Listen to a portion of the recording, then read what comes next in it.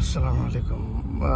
ভালো আছেন সবাই? বহুদিন বাদে আসছি, নানা ধরনের প্রবলেম থাকে, এই জন্য আসা হয় না।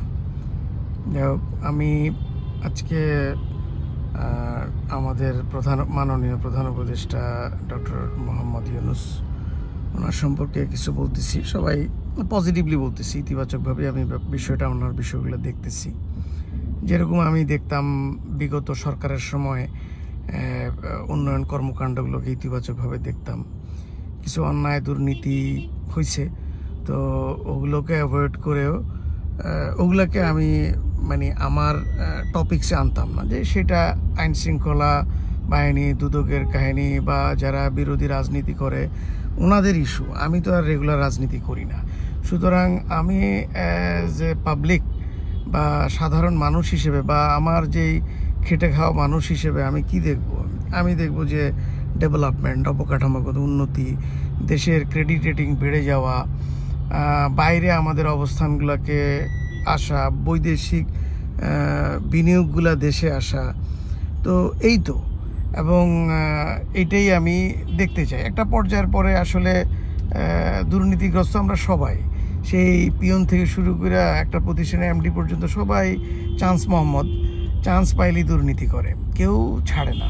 তো এইটা আমাদের অস্থি মজ্জায় মিশে গেছে। আমরা অনেক সৎ লোক দেখছি খুব কিন্তু স্বজনপ্রীতি করে। অনেক সৎ লোক দেখছি যে সে তার রেফারেন্সগুলো হাই অফিসিয়াল আছে কাজে লাগায়।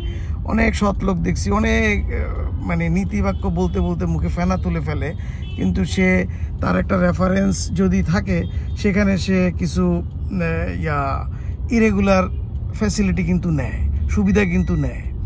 তো ওই হিসাবে আমরা দুর্নীতিমুক্ত তো হইতে পারবো না, দুর্নীতি কোনো না কোনোভাবে আমাদের ভিতরে ঢুকেই যায়। কিন্তু আমি সাধারণ মানুষ হিসেবে যেটা গভর্নমেন্টের কাছে চাই সেটা হলো যে আমাদের অবকাঠামোগত উন্নয়ন, আমাদের প্রান্তিক লোকের রোজগার বেড়ে যাওয়া, এবং আমার দেশের ক্রেডিট রেটিংটা বাড়া, এবং বাইরে যেন আস্তে আস্তে আমার আইডেন্টিটি হয়, আমার দেশের ব্র্যান্ডিংটা যেন হয়। সেই একই হিসাবে আমি ডক্টর ইউনূস সাহেবের যেগুলোকে সবাই নেগেটিভলি দেখতেছে, উনি গ্রামীণ ইউনিভার্সিটি করছে, তো আমি বললাম যে আচ্ছা, উনি গ্রামীণ ইউনিভার্সিটি অনেকেই করছে, তো উনি না হয় একটু ক্ষমতায় এসে ওনার এটাকে তাড়াতাড়ি করুক, একটু অন্যায় করছে আর কি। তো উনি যদি এখন ওয়ার্ল্ড ফেমাস টপ 100 ইউনিভার্সিটির ভিতরে গ্রামীণ ইউনিভার্সিটিকে আনতে পারে, এটা তো আমাদের দেশের জন্য একটা গৌরব। তো তারপরে আসলো যে উনি রিক্রুটিং এজেন্সি নিজের নামে এত দ্রুত করে ফেললো, করুক না। তো না হয় উনি একটু ক্ষমতার জন্যে এই লাইসেন্সটা তাড়াতাড়ি পেয়ে গেছে, একটু অন্যায় করলই না হয়। তো কিন্তু উনি যদি একটু আন্তর্জাতিক মানের রিক্রুটিং এজেন্সি করে, বাংলাদেশের মানুষকে ট্রেন্ড করে উনি যদি বাইরের লোক পাঠাইতে পারে, দেশের রেমিটেন্স বাড়বে, দেশের লোকের বাইরে এমপ্লয়ি হবে। এখন তো আমরা কি করতেছি, অনেক টাকা এক একজন আদমের পিছনে সিস্টেমে প্রায় 3-4 লাখ টাকা সে এক্সট্রা খরচ হয়ে যায়, কমিশন, সেই অফিস, গভর্নমেন্ট অফিস, দালাল, এজেন্ট, তারপরে ফাইনালি যে ওই রেসপেক্টেড যে দেশ যেখানে যাচ্ছে সেখানকারও কমিশন ভুগি। তো এগুলো সমস্ত অ্যাভয়েড করে শুধু যদি প্লেন ফেয়ার দিয়ে আমার একটা রিসোর্ট যদি বাইরে যাইতে পারে, 1-1.5 লাখ টাকা খরচ করে আমার দেশের রিসোর্ট যদি বাইরে যেতে পারে, তাহলে ভালো। উনি যদি এটা মেনটেন করে, তো উনি একটু যদি নিজের ক্ষমতা ব্যবহার করে প্রতিষ্ঠানটা নিয়েও থাকে, অন্যায় করেও থাকে, আমি এটাকে এড়ায় যাব। আমি যেমন বিগত সরকারের সময় এরকম অনেক কর্মকাণ্ডকে আমি এড়ায় গেছি। আচ্ছা, উনি বলা হয়ে থাকে উনি 666 কোটি টাকা ট্যাক্স এটা ওনার ছিল, উনি এটা ক্ষমতার অপব্যবহার করে মাফ করে নিছে। তো আমরা যদি এটাকেও পজিটিভলি দেখা যায়, উনি না হয় একটু অন্যায় করলই, কিন্তু এই 666 কোটি টাকা দিয়ে উনি একটা কি করতে পারে, উনি যেমন গ্রামীণ আমেরিকা করলো, উনি গ্রামীণ ইংল্যান্ড নামে আর একটা প্রতিষ্ঠান করলো, তারপরে ওখান থেকে আবার কিছু ট্যাক্স ফাঁকি দিয়ে আরও কিছু টাকা বাঁচায় উনি গ্রামীণ দুবাই একটা করলো।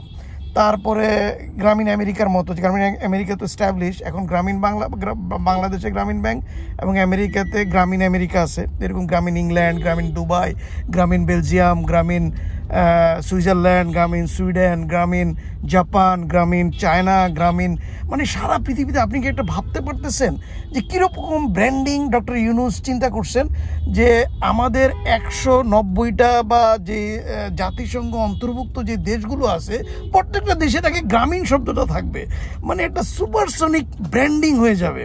তো এতে উনি যদি কিছু ট্যাক্স আবার আমি ওনাকে ওয়েলকাম জানাই, উনি ট্যাক্স ফাঁকি দিয়ে এরকম এক একটা দেশে গ্রামীণের এক একটা ইনস্টিটিউট করবে এবং ওই কান্ট্রির আগে গ্রামীণ নামটা থাকবে, গ্রামীণ বাংলাদেশ, গ্রামীণ আমেরিকা, গ্রামীণ ইংল্যান্ড, গ্রামীণ সুইজারল্যান্ড, গ্রামীণ অস্ট্রেলিয়া, গ্রামীণ, মানে সব গ্রামীণ, মানে সারা পৃথিবী একটা গ্রামীণ ব্র্যান্ডিং, ফ্যান্টাস্টিক, ও মাই গড। মানে তো আমি কেন ডক্টর ইউনূসের এই জিনিসগুলোকে আমি ওভারকাম করব না? অবশ্যই করব। এবং উনি ট্যাক্স হলিডে, তো উনি তো এগুলো আসলে বাংলাদেশের সার্ভিসের জন্যই পাচ্ছে, উনি কেন ট্যাক্স দিবে? উনি 29 সাল কেন, উনি 49 সাল পর্যন্ত ট্যাক্স হলিডে পেয়ে যাক, অসুবিধা কি? আমার দেশের ডেভেলপমেন্ট যদি উনি হয়, আর আমার হুজুররা তো ওনাকে নবীর কাছাকাছি নিয়ে গেছেন, আমার হুজুররা তো ওনাকে বিরাট একটা অলি আল্লাহ গাউস কুতুব বানায় ফেলছেন, তো সমস্যা কি? উনি আস্তিকেও আছেন, নাস্তিকেও আছেন, সুদেও আছেন, মুনাফাতেও আছেন, ইমামেও আছেন, ইমামেও আছেন, রাজনীতিতেও আছেন, অরাজনীতিতেও আছেন। Fantastic, the great doctor Yunus, welcome. আমি আপনাকে চাই 2030 সাল পর্যন্ত 2030 ভিশন নামে ডক্টর ইউনূস একটা চালু করলে আমি সেটা সমর্থন করি, আপনারাও করেন। ভালো থাকবেন সকলে।